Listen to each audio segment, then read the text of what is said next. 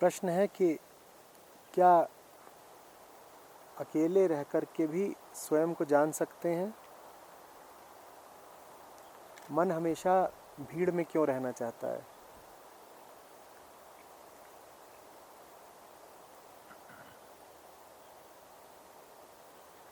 हम अकेले कभी होते नहीं।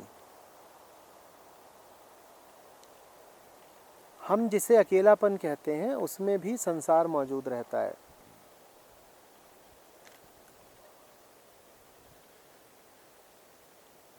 आप एक कमरे में बिल्कुल अकेले हो गए हो, कमरा बंद है, कमरे में कोई चीज़ भी नहीं है, फिर भी संसार के साथ तो आप हो ही।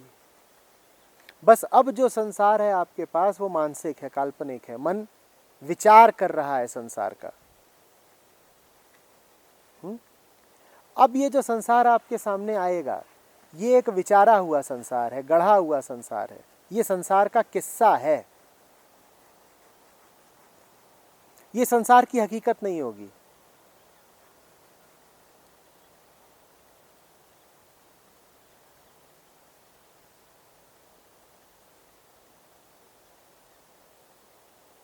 ये संसार आपके सामने ठीक उस रूप में आएगा जिस रूप में आपने इसे गढ़ा है। वो रूप आपकी अहंता के अनुकूल है।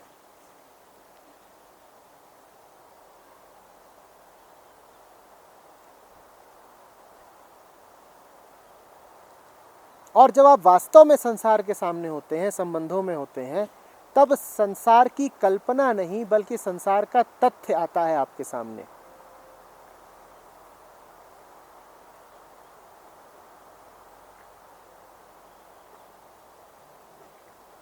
अब कुछ ऐसा हो सकता है जो आपकी धारणाओं को, आपकी मान्यताओं को तोड़ दे।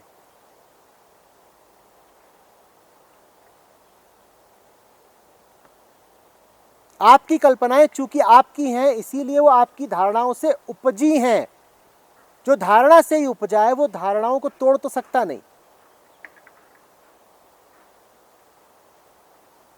हाँ, जब आप बाहर निकलते हैं अपने कमरे से, दुनिया के सामने जाते हैं, संबंधों में जाते हैं, तब संभावना बनती है कि अब कुछ ऐसा हो जो आपको जरा झटका दे, झंझोड़ दे।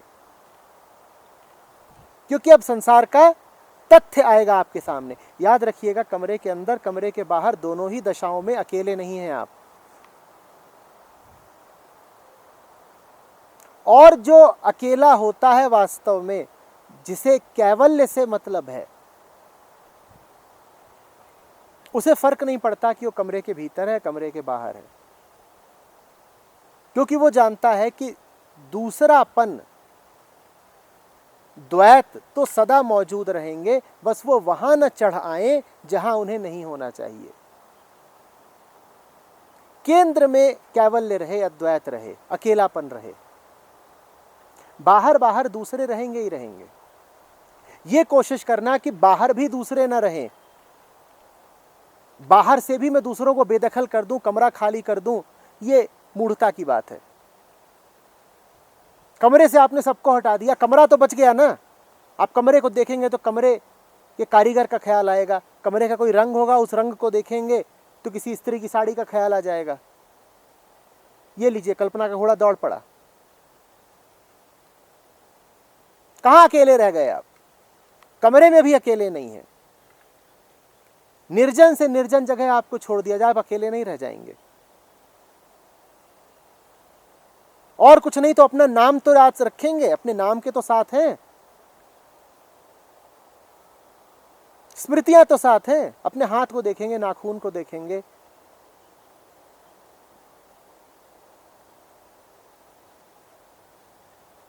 तुरंत दूसरों से भर जाएंगे। जिसने जाना है वो दूसरों से आपत्ति नहीं करता। वो कहता है दूसरे मौजूद रहें। जीव पैदा हुआ हूं तो संसार में पैदा हुआ हूं, संसार माने बहुत सारे दूसरे, तो दूसरे तो रहेंगे ही रहेंगे, बस दूसरे अपनी जगह रहें। दूसरे वहां का अतिक्रमण ना कर दें जहां सिर्फ परमात्मा को आसीत होना चाहिए।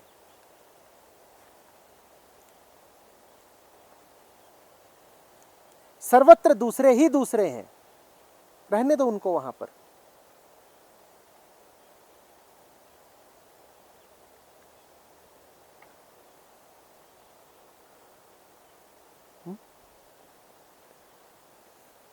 किसी दूसरे को इतना महत्वपूर्ण न बना लेना कि वो तुम्हारी आत्मा पर सवार हो जाए। हृदय तुम्हारा मात्र सत्य को समर्पित हो।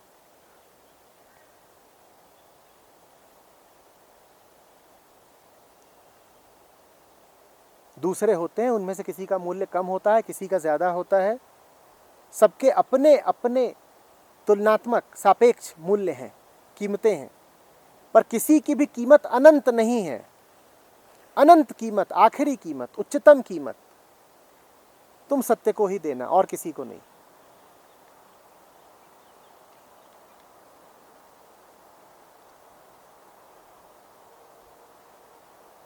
तभी तुम्हारा दूसरों से संबंध भी असली रहेगा, वास्तविक रहेगा, सच्चा रहेगा और प्रेमपूर्ण रहेगा। ये मजेदार बात है। जिसको तुमने सत्य की जगह बैठा दिया, उससे तुम्हारा संबंध शोषण का हो जाएगा। तुम्हें लगता ये है कि कोई तुम्हें बहुत प्यारा है तो तुम उसे बिल्कुल दिल पर बैठा लोगे। तुम्हें लगता है इससे प्यार और बढ़ेगा। तुम्हें लगता है ये प्रेम की निशानी है। ये प्रेम की निशानी नहीं, मूढ़ता की निशानी है। जिसको तुमने राम की जगह बैठा लिया, अब तुम उससे राम समान गुण की और शक्ति की और वरदान की और आनंद की उम्मीद भी करोगे। तुम कहोगे मैंने तुझे राम का दर्जा दिया है, मैंने तुझे ब्रह्म का दर्जा दिया है, भगवान का दर्जा दिया है, अब तू मुझे वो सब दे भी तो जो भगवान से मिलता है। वो तुझे वो दे नहीं पाएगा। तुम्हें निराशा होगी, तुम्हें निराशा होगी। तुमने जिसको सत्य की जगह बैठाया था, तुम उसी के प्रति हिंसा से भर जाओगे। तुम कहोगे मैंने तुम्हें इतना सुंदर स्थान दिया, इतना ऊंचा आसन दिया और तुमसे मुझे निराशा हाथ लगी। तुम बड़े हिंसक हो जाओगे।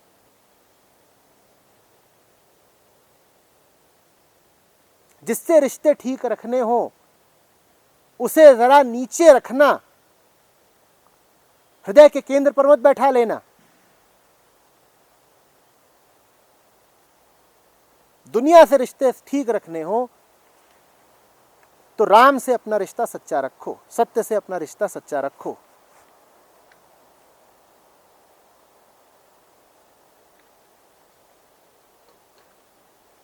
और दुनिया से तुम्हारे रिश्ते कैसे चल रहे हैं उसको देख करके तुम्हें यह पता चल जाएगा कि सत्य से तुम्हारा संबंध कैसा है। दुनिया यदि तुम्हें तनाव देती है, दुनिया से अगर उलझे उलझे और डरे डरे फिरते हो, तो जान लो कि वो सिर्फ इसलिए है क्योंकि तुम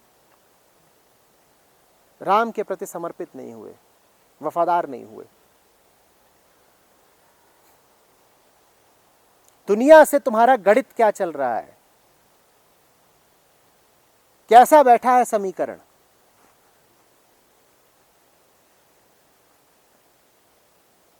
वो प्रमाण होता है इस बात का कि राम से तुम्हारा रिश्ता कैसा है।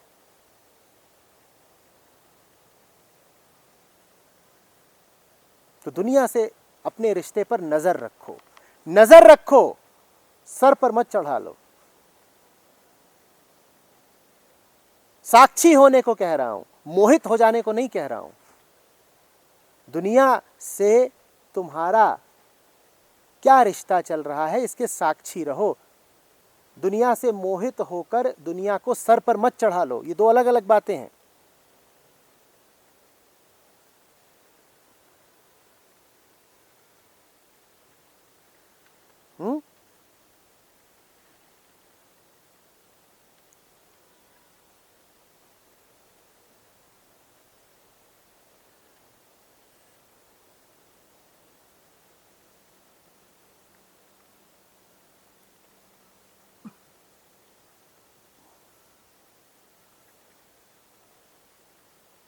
दूसरों को यदि परेशान नहीं करना चाहते तो कभी उन्हें अपनी प्रथम वरीयता मत बना लेना। जिसको तुमने अपनी प्रथम वरीयता बना लिया,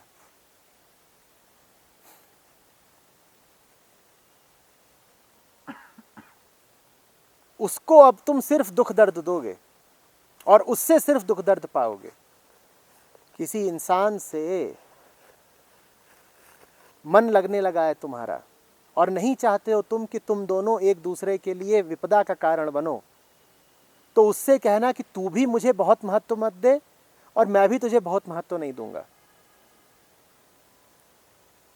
जो ही तुम्हारे लिए बहुत मूल्यवान हो गया वही तुम्हारे लिए अब नर्क बन जाएगा।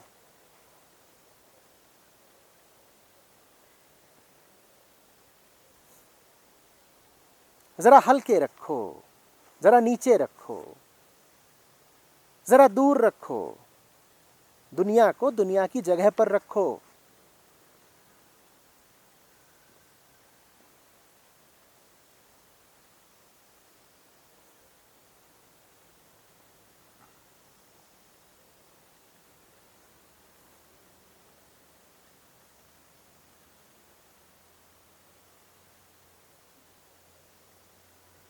और ये इसलिए नहीं किया जा रहा है या कहा जा रहा है कि दुनिया कोई घृणास्पद चीज है। ये इसलिए कहा जा रहा है ताकि तुम दुनिया में चैन से जी सको, दूसरों के प्रति हिंसा और द्वेष और शिकायतों से भरे न रहो। अभी देखा है ना, जो तुम्हारे जितना निकट होता है तुम्हें सबसे ज्यादा शिकायतें उसी से होती हैं। कोई होगा बहुत दूर का रिश्तेदार, उससे कितनी शिकायतें होती हैं तुम्हें। और देखो अपने बच्चों से, अपनी बीवी से, पति से कैसे द्वेष से भरे रहते हो। वो इसीलिए है, तुमने उन्हें सत्य का दर्जा दे दिया। तुमने अब उनसे वो मांग लिया जो वो बेचारे दे ही नहीं सकते। तुमने कहा देखो अब हमने तुम्हें राम की जगह काबिज कर दिया है, अब वरदान दो हमें। अब वो कहां से दें वरदान। तुम कहते हो देखो हमने तुम्हें अपने हृदय की देवी बना लिया, अब चरम सुख दो हमें। अब वो कहां से देगी। तुम चाहते हो कि वो तुमको सतत आनंद देती रहे, वो दे नहीं पाएगी। अब तुम चिढ़ोगे कि तो झूठी निकली, हमने इसे हृदय साम्राज्ञी बनाया। इससे क्या मिल रहा है।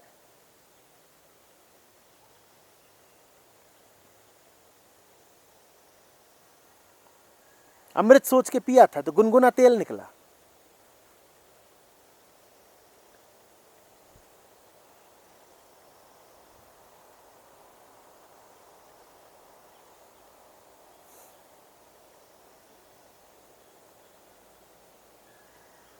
और फिर तुम ये नहीं कहोगे कि तुमने गलती कर दी, तुम्हारी उम्मीदें झूठी थीं। तुम्हें लगेगा जैसे कि सामने वाला मक्कारी कर रहा है, वो दे सकता है पर दे नहीं रहा।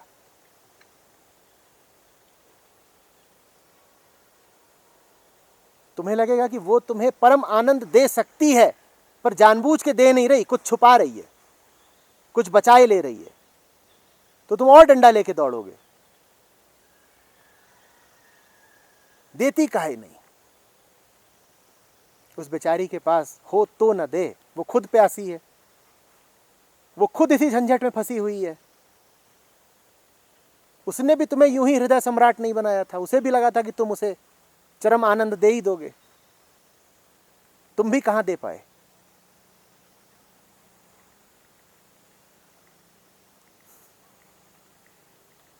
अब दोनों पीटो एक दूसरे को, क्या पता पीटने में मिल जाए चरम आनंद।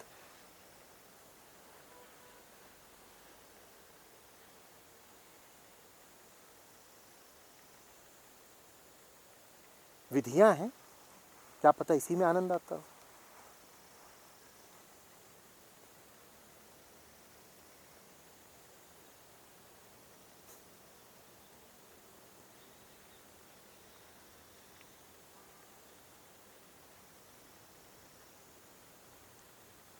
संत जन कितना समझा गए।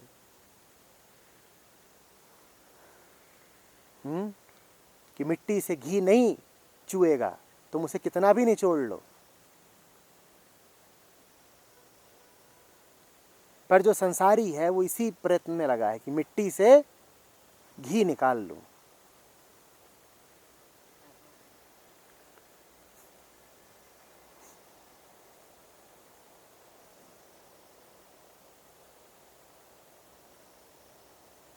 और जब नहीं निकलता घी तो दो बातें करता है, पहला मेरे श्रम में कुछ कमी रह गई, जरा मुझे और मेहनत करने दो, या दूसरा मिट्टी धोखा दे रही है।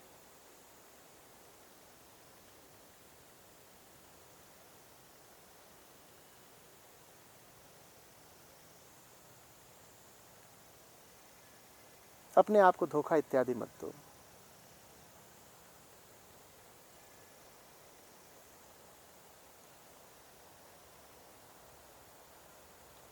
सीधी चीज सीधी रखो।